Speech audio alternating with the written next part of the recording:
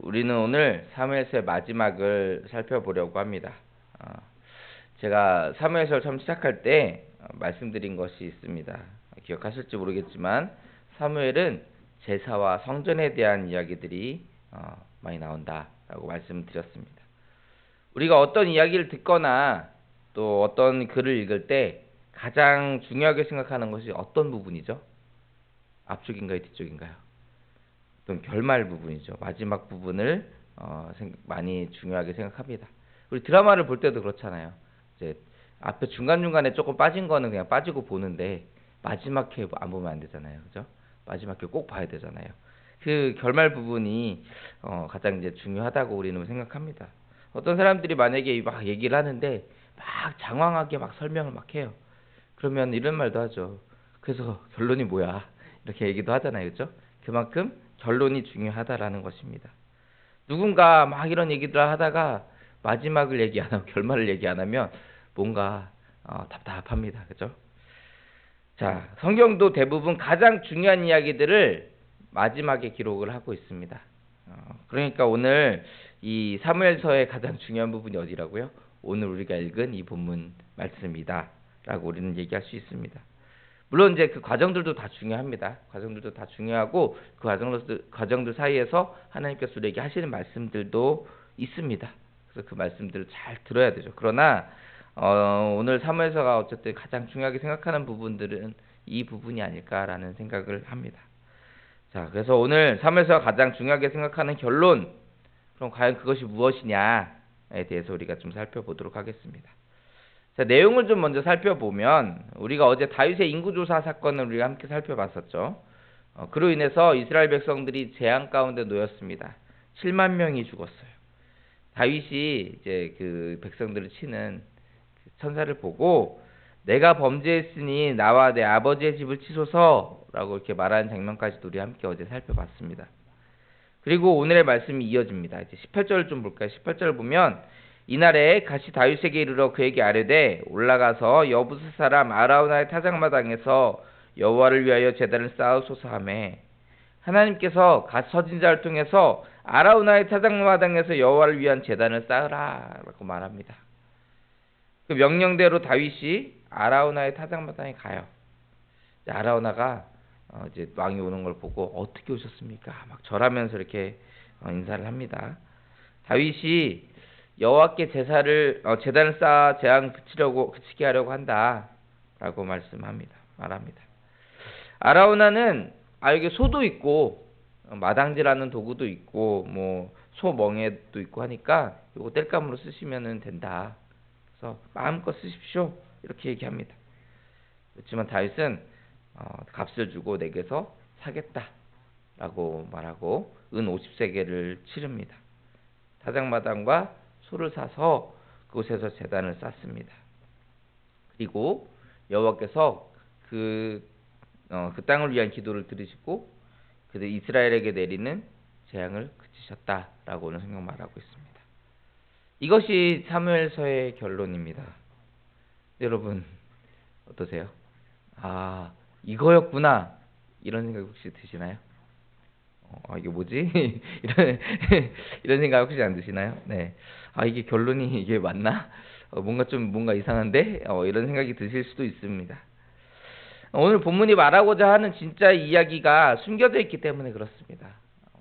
오늘 이 본문이 말하고자 하는 이야기가 조금 숨겨져 있어요. 그래서 그 의미를 잘 모르고 보시면 이게 뭐 어쩌라는 거야? 이렇게 생각하실 수도 있어요. 자, 먼저 중요한 것은 오늘 본문은 성전과 관련이 있다라는 겁니다. 성전과 관련이 있어요. 자, 이 아라우나의 타작마당이 있던 자리에 성전이 훗날 지어지게 됩니다. 그 사실이 중요해요. 자, 그러면 여러분 성전이 어떤 곳이죠? 성전이 어떤 곳입니까? 이스라엘 백성들 성전에서 뭐 했죠? 우리가 여러 가지 의미로 얘기할 수 있습니다. 여러 가지 의미로 얘기할 수 있지만 오늘 본문은 성전은 하나님께 제사하고 하나님께 기도하는 곳이다 라는 것을 밝히고 있습니다. 그런데 그러면 하나님께 제사하고 기도하는 것은 무엇과 관련이 있느냐? 바로 은혜와 관련이 있어요. 하나님의 은혜, 속죄, 구원과 관련이 있습니다. 물론 다른 것 다른 걸로도 말할 수 있죠. 그렇지만 오늘 본문이 말하고자 하는 것은 그것이라는 거예요. 제사가 뭡니까, 여러분? 제사가 뭐죠? 제사를 통해서 이스라엘 백성들이 누린 은혜가 무엇인가요? 무엇을 누렸죠? 가장 중요한 것은 물론 감사의 의미도 있고 뭐 여러 가지 의미들이 있습니다. 그런데 가장 중요한 건 속죄입니다. 속죄의 의미가 있어요. 동물의 피를 통해서 죄를 씻는 그것을 하나님께서 그 은혜를 제사를 통해서 이스라엘 백성들에게 베풀어 주셨습니다. 기도 역시 마찬가지입니다. 기도 역시 하나님의 은혜와 속죄에 관한 의미가 담겨져 있습니다. 물론 마찬가지로 다른 의미들도 있지만 오늘 본문이 가장 중요하게 보는 것은 그것이다라고 말하는 겁니다. 기도 역시 은혜와 속죄의 의미가 담겨져 있는데 오늘 하나님은 그 땅을 위한 기도를 들으시고 이스라엘을 향한 재앙을 멈춰 주셨습니다. 여러분, 이와 비슷한 장면을 우리가 본 적이 있으실 거예요. 오늘 우리가 다윗이 이렇게 하나님께 기도하는 것을 들으시고 재앙을 멈추셨던 것처럼 어떤 사람의 기도를 들으시고 이스라엘을 향한 재앙을 멈추셨던 것 기억나시나요? 누가 있죠? 우리 이미 본 사람 모세가 있었죠. 모세, 그죠? 이스라엘 백성들이 하나님 막 원망하고 그래서 하나님께서 다 멸해버리겠다 말씀하실 때 모세가 기도해서 하나님 그 모세의 기도를 들으시고 그래 내가 용서해줄게 이렇게 하시는 장면이 있었잖아요. 자, 오늘 다윗의 제사와 이 기도를 통해서 하나님은 이스라엘 향한 재앙을 멈추셨다. 그 은혜를 베풀어 주셨다라는 것입니다. 이렇듯이 오늘 본문은 제사와 기도를 말하는데 그것이 곧 결국 하나님의 은혜, 속죄와 관련이 있다라는 얘기를 하고 있는 것입니다. 그리고 오늘 본문은 그것이 무엇과 관련이 있다? 성전과 관련이 있다. 아라우나의 타작마당을 언급하는 이유는 성전과 그것이 관련이 있다라는 것을 얘기하고 있는 겁니다.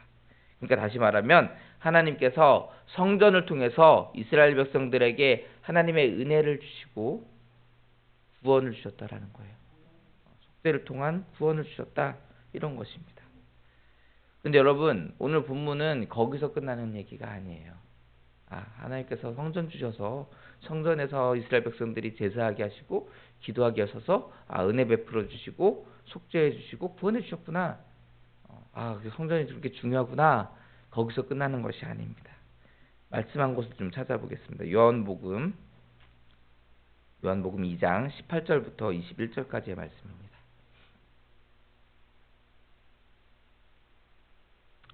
요한복음 2장 18절부터 21절까지의 말씀입니다. 저와 함께 교독해서 읽겠습니다.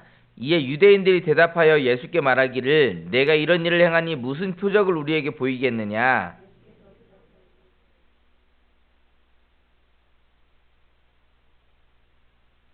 유대인들이 이르되 이 성전은 46년 동안에 지었건을 내가 3일 동안에 일으키겠느냐 하더라. 그러나 예수는 성전된 자기 육체를 가리켜 말씀하신 것이라. 아멘. 유대인들이 표적을 구하는데 예수님이 이 성전을 헐면 내가 3일 만에 일으킬 거다 이렇게 말씀하시죠. 사람들은 어이가 없다라는 반응을 보여요. 그죠? 우리가 46년 동안 지은 걸 네가 지금 3일 동안 만든다고? 이렇게 얘기해요. 그러나 예수님은 성전된 자기 육체를 가리켜 말씀한 것이다 라고 성경은 말씀하고 있습니다. 예수 그리스도가 성전이라는 거예요. 그러니까 오늘 본문은 이 성전 대신 예수 그리스도를 통해서 우리의 죄를 속해 주시고 우리에게 구원을 베푸실 그 하나님의 계획에 대해서 말씀하고 있다라는 것입니다. 그것에 대해서 예언하고 있는 거예요. 사무엘서의 가장 큰 중요한 주제는 바로 그것이라는 겁니다. 예수 그리스도를 통해서 하나님께서 우리를 구원하실 것이다라는 것을 이미 구약 성경에 기록하고 있다라는 것입니다. 그럼 오늘 본문 24절을 보면 아라우나는 소나 땔감 이런 것들을 그냥 마음껏 쓰시라고 얘기합니다. 자기 타작마작 마음껏 쓰세요. 그냥 가져와서 쓰세요. 이렇게 얘기합니다. 그런데 다윗은 어떻게 해요? 꼭 값을 주고 사겠다라고 얘기합니다. 하나님은 우리를 구원하실 때 값을 치르셨어요. 그냥 내가 너네 죄 없는 걸로 해줄게. 구원해줄게. 이게 아니고 독생자 예수 그리스도의 피로써 우리를 사셨다라는 것입니다.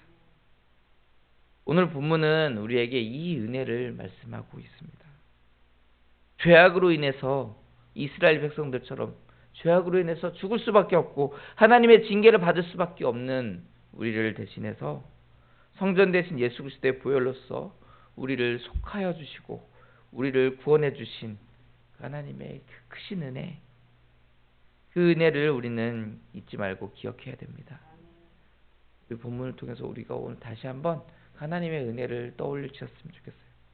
아, 하나님이 나에게 이 구원을 베푸셨지, 하나님이 나에게 이 은혜를 베푸셨지, 이것을 다시 한번 떠올렸으면 좋겠습니다. 사랑하는 성도 여러분, 하나님의 은혜를 기억합시다.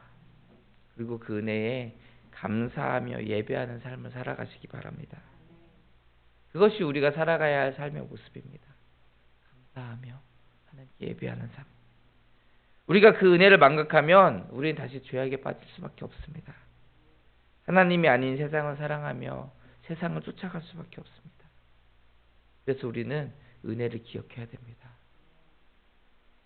우리 모두가 하나님께서 성전 대신 독생자 예수 그리스도의 피를 통해서 우리를 구원하신 그 크신 하나님의 은혜, 그것을 기억하여서 날마다 감사와 예배로 하나님께 나아가는 주의 거룩한 백성들 다 되시기를 주의 이름으로 축원합니다.